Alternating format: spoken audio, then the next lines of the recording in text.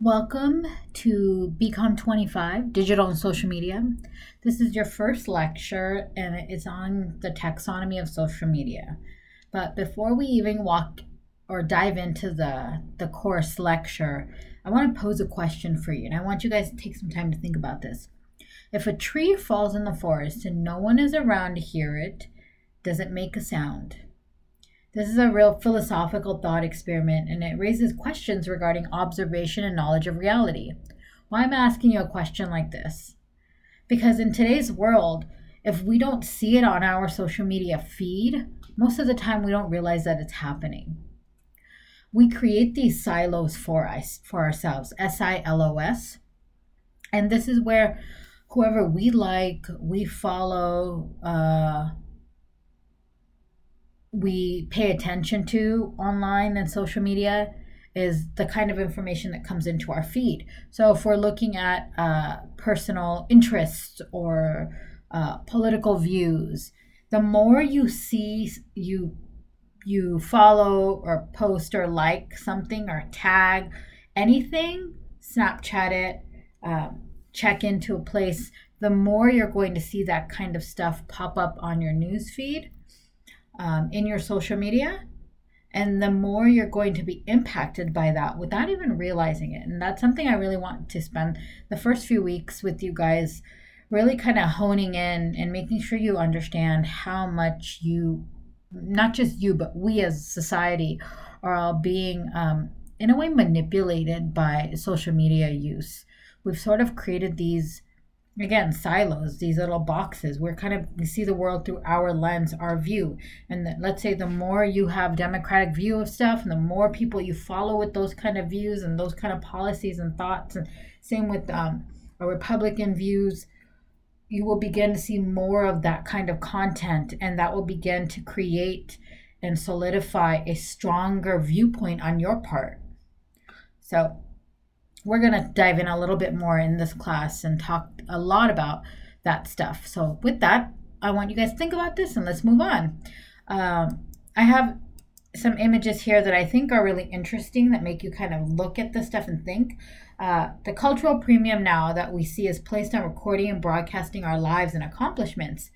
And everything that we encounter on social media, a lot of times we're thinking, oh, their life is so wonderful, look at what they're doing, but we really can't tell what's happening in another person's life. We don't really know the truth. And I like these images because I think they really kind of show you the impact of social media, and not knowing the truth. Like, you'll see this image right here. He looks like he's just wearing a gold chain, but in reality he has a purse around his neck. This one, I love this one. You've got this image of somebody looking, as they posted a picture of the clouds, and you're thinking, wow, where are they going? How can they afford to keep flying all these cool places? And then you get to see that the other images are just really clever placement of a jug, and that they've taken an image of just that specific part of the jug to make it look like they're looking outside of an airplane. And then you've got the image over here with the guy hanging off of the rock with his feet, and in the angle that you're looking at it, it's pretty astonishing to see somebody be able to do that. But in reality, there were lots of people there, and it was just the way that they were angled that they were able to take that image. And you'll see down here that many people were able to try that, and it was actually a safe spot to fall because it was very close to the ground. So often in social media life, I kid myself into thinking I don't care how much response something I get post. Oftentimes I'll write and rewrite a status, update or tweet many times, hoping that my cleverness, insightfulness, or humor will get more attention. And when I say I don't mean myself, but I want you guys to think about that as yourself. Attention and visibility matter. And that's something that we're beginning to see over and over. I want to become somebody who is an Instagram star. I want people to follow me. I want to become an influencer.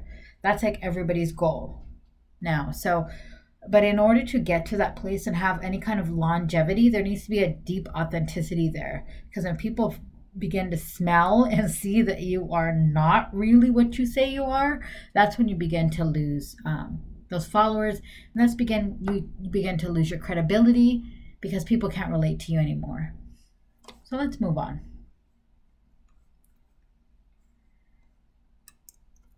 So, the taxonomy of social media. There was an article written about 4 years ago on the taxonomy of social media. We were kind of categorized based on our levels of interest and knowledge. And I want to walk through these with you. So, you've got level 1, which is known as the curiosity level. This could be a friend, a family member, somebody who's an influencer, another company that you like, a restaurant that you like to follow, anything. You just kind of have a curiosity. There's an interest. This is your entry level. Something or someone has created an interest for you. There's enough to make you want to look and explore a little bit more. This is the gateway to beginning to engage and get connected with social media use. Then you've got the lurking phase. I know it's kind of a scary, weird word, sort of like a peeping Tom, right? But the lurking phase, it's looking for knowledge to identify content and begin to early stages of understanding the rules, the processes, the lingo. So maybe somebody made Instagram interesting for me, and I was like, oh, you know what? I'm curious. People keep talking about this Instagram all the time. What is that? And that's when you begin to go online and you start, you know what I mean? Just understand what the Instagram is all about. Okay, what's a post? Okay, what's a feed? What does it mean for somebody to like my picture? What does it mean for somebody to share something? What does it mean for people to follow me? So you're beginning to learn all the different lingo that goes with that specific social media platform. And I used Instagram as the example here. Maybe you're just kind of looking around and just sort of beginning to kind of understanding a little bit more. And this could be personally, this could be professionally. Maybe you've got a business idea and let's say you want to sell really cool t-shirts, and you want to get these screen printed sayings on these t-shirts and sell them, and you realize this is a niche where people are not doing this and you can really fit into this industry, but you kind of want to pay attention to who the competition is. What is the competition doing? And that's kind of what you'd be doing at this point. So maybe lurking and seeing, what's their competition doing? What are they able to do and capitalize on? What can I learn from that, maybe?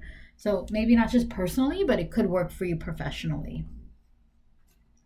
The third phase or level is known as the understanding. This is when you begin to participate and consume in the flow of information. So I've created an Instagram page. I am now following lots of different organizations, individuals, influencers, companies that are of interest to me. And this is when you're beginning to just sort of like pay attention to what is out there. The information is still in one direction. You're following a lot of people. People are not, you haven't become anybody. You are interesting on your own, but online, on that platform itself, your organization or yourself hasn't become anybody who is interesting enough for others to say, hey, I want to follow that person. I like what they're posting. I want to reshare what they're saying. They are really important for me to pay attention to every day. I love the sayings that they post. I love the information they post. I like their recipes that they put up there. I like the exercises that they show. I like I like how good it makes me feel in the morning when I read their Instagram, things like that. But so you're still kind of in that. Let me understand. I've got my platform. I've understood the lingo. I've figured out what I need to do. Now I'm just kind of beginning to participate and allow the information to come in one way. You've got level 4, which is the contributing. This is when you've gained that really solid understanding of a platform, and maybe you are beginning to tweet on Twitter more. You're beginning to post on Instagram. You've really taken the time to understand what works and what doesn't work for your organization or personally. When you should post, how you should post, what kind of images, what kind of videos, what kind of quotes, what kind of statements, what kind of discounts, whatever it is. You're beginning to now, you've become a place where other individuals are saying, hey, I want to click on their page. I want to see what they have to say today. I really like what I'm waiting on what they have to say today. I like the post that they put yesterday. I like the t-shirts that they're selling. Whatever it is. Now you're somebody that others are beginning to engage with because you're contributing information and stuff as well.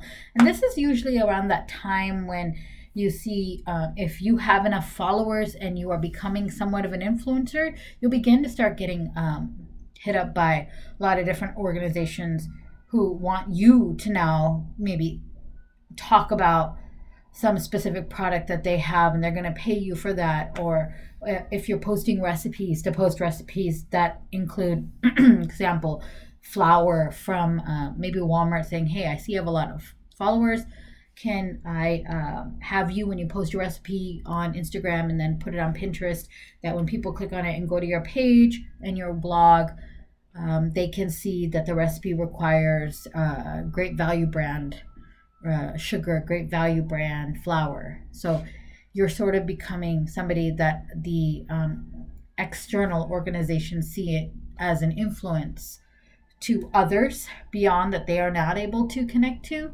And so they're beginning to now say, hey, pay you some money if you can do that.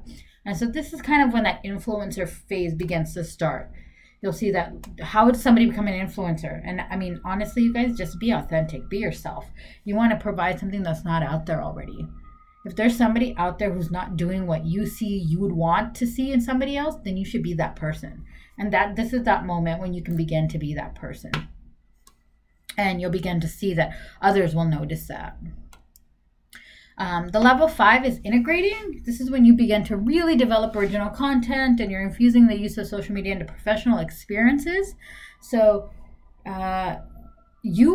it kind of becomes really like a part of your business. It's a heavy part of your business, whether it's personally or professionally. And I've seen that a lot with many influencers that I've had the opportunity to follow. And we've had students in our classes who've become influencers, speakers, and that's something that I would love to have the opportunity to maybe bring into this course a little bit more for you guys to connect with these kind of people.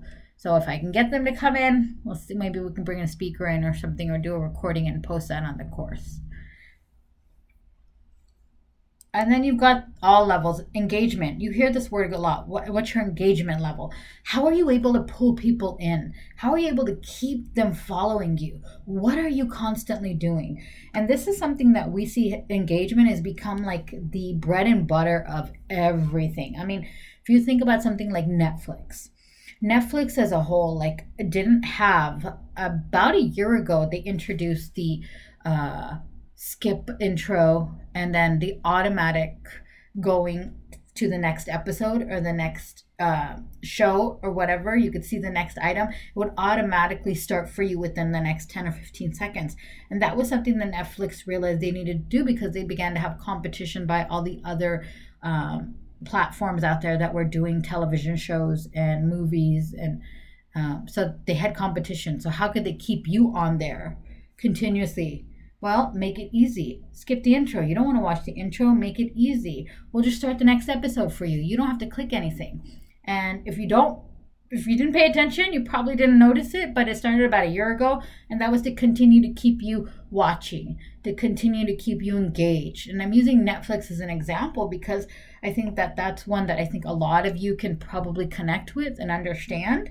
So next time you guys are on Netflix, pay attention to that skip intro option. Pay attention to the fact that you get that opportunity to just see the next episode without clicking on it. Pay attention also to the fact that you get these emails from them often if you have a Netflix account with something new, what's happening, because they want you to be engaged. They want you to get back on there. And if you have Facebook or Instagram, because Instagram is owned by Facebook, if you didn't know that, you may have also gotten, if you have your notifications on, or any of your social media, even your emails, you'll get notifications say we haven't seen you in a while, or hey, don't forget to post to this or email that. So just a reminder to, hey, come back, we want you back. So because without engagement and social media or digital media, it's static. It doesn't mean anything. Nothing's happening. It's like a magazine that sits on the stand in the store and doesn't get sold. So I want you guys to really think about what's your taxonomy level. As you read through the levels of engagement with social media, think about which level you're at. You could be at multiple levels. I could be at the total integration phase with one platform, let's say Instagram, and maybe I'm at the curiosity lurking phase with Snapchat. Or you could be at an integrated level personally, but let's say you have a business idea and you're sort of at this curiosity lurking phase now professionally with your business idea. So you could be at multiple levels based on personally, professionally, and yeah, so, or even platforms. So I want you guys to think about that. I hope that this was fruitful and interesting to learn for your week one. I'm happy to have you guys in the class, and I look forward to some really great conversations this semester. Thank you.